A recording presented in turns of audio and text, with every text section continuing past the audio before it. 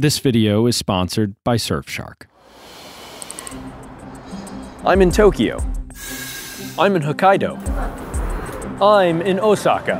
And I'm here for a baseball game.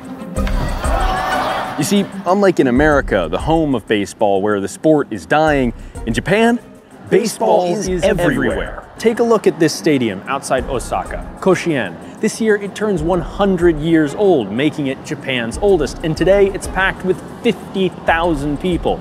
And it was built as a championship venue for high school teams. The largest high school sports stadium in America, a football field in Ohio, only seats 22,000. Now take a look at SCON Field, the brand new $500 million stadium in Sapporo that opened last year, and you can see that 1 century later, baseball is still the king in Japan. But it's more than just a symbol of Japan's continued love for the game. SCON is a monument to Japan's modern dominance in this important sport because this was Shohei Ohtani's home team before he came to play in Los Angeles. And if you don't know who that is, he just signed the biggest contract in the history of sports. Seriously. And Japan, not just Shohei, dominates in baseball. You might think that Americans, given they invented the sport and have a dominant track record in international athletics, would run the table, but Japan has actually won 3 of 5 World Baseball Classics, the premier international competition for the sport. America has won 1. And finally, take a look at this. This is Kitagas Arena, Sapporo's top venue for traditional Japanese Budo like Judo or Kendo. SCON seats 35,000.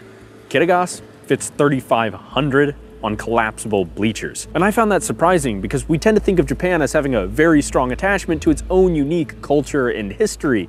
But here, just across town from the shiny new baseball stadium, it's clear that in sport, Japan has left tradition in the past. So why baseball?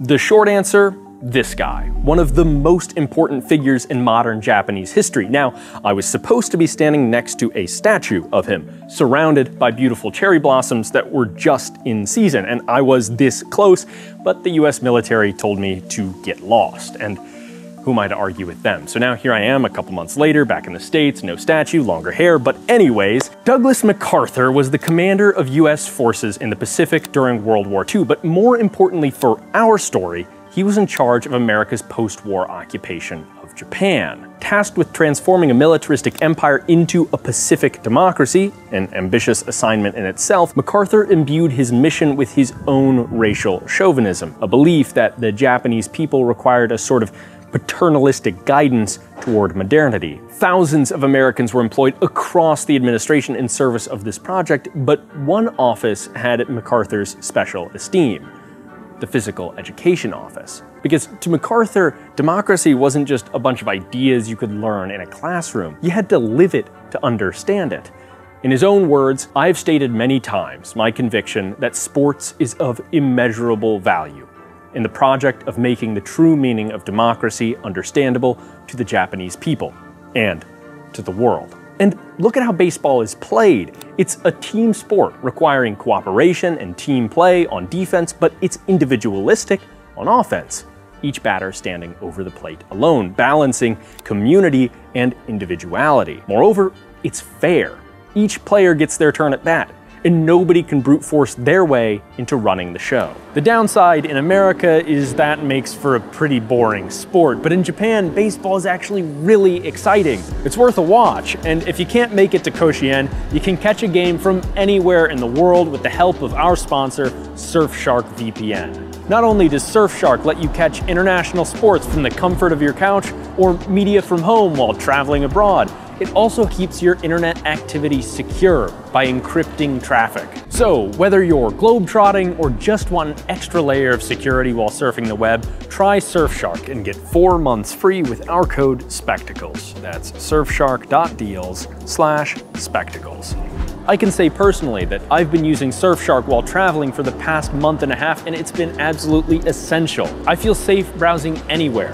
Being able to watch The Sopranos is just the cherry on top. So give it a try at surfshark.deals/spectacles. With 4 extra months free, you'll be glad you did, and so will we, as every sign up helps the channel. Link in the description.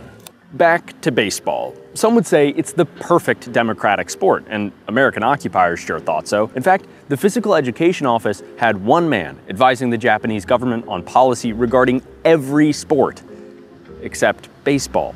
Because baseball was so important, American General William Marquardt specially managed policy for it. When American officials compiled a list of all sports approved in Japan and sorted them by general order of urgency, according to cost, space to play, equipment needs, but also democratic value, baseball didn't just take the #1 spot.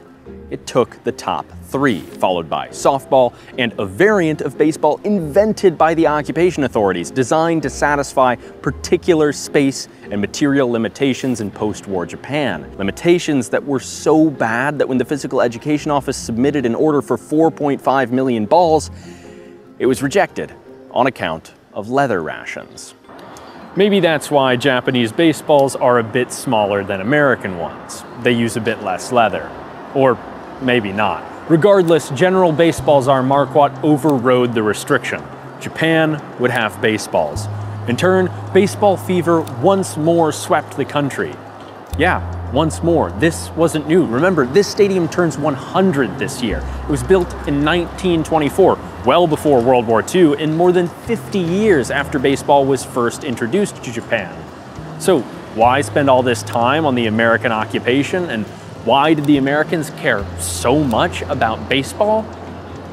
Good questions. You see, while pre-war Japan discovered its love for baseball, even competing against and usually beating American teams, it was a tragically short-lived affair. As Japan began arming itself and preparing for war, first against China and eventually America, baseball fell under suspicion of authorities. It was foreign, and it lacked the martial character of Japan's traditional budo, such as judo, kendo, or kyudo.